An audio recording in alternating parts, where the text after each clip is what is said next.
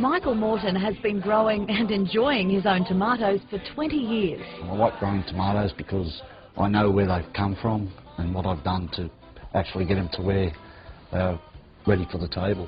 He says his homegrown tomatoes taste better than the supermarket ones. The homegrown tomato feels firm but soft, whereas the supermarket one feels rock hard. Certainly does, doesn't it? All right, let's see what they look like inside. Let's cut them.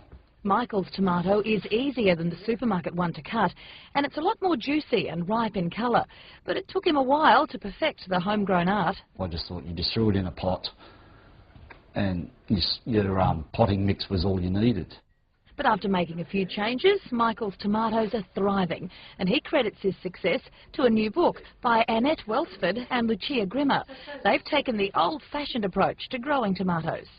People are sort of thinking, oh, I want the tomatoes how they used to be like, you know, how Grandma used to grow them. So they threw out the scientific terminology and used layman's terms to explain how to start out.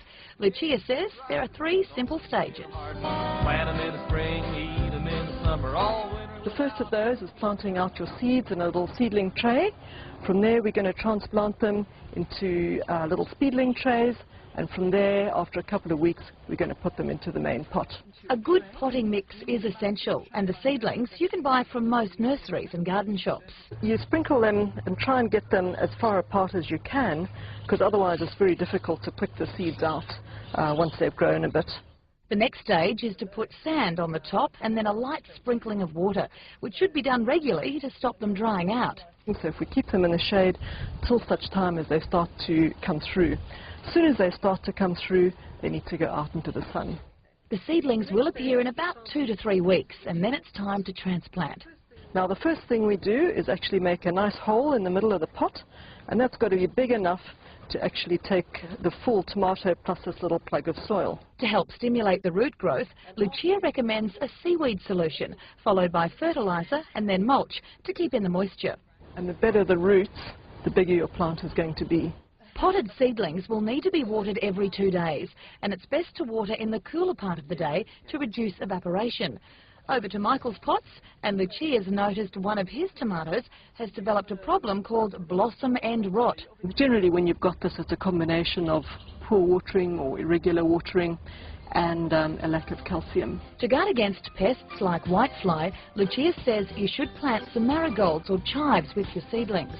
It takes about 60 to 120 days before most tomato varieties will fruit, and because tomatoes are generally a summer crop, now is a good time to start.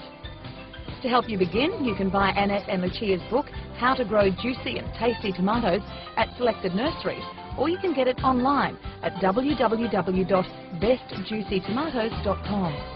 And Michael's tomatoes are certainly thriving after he studied the book, and it wasn't hard work after all. How you going, boys? Need a bit of a drink? I'll have one for you.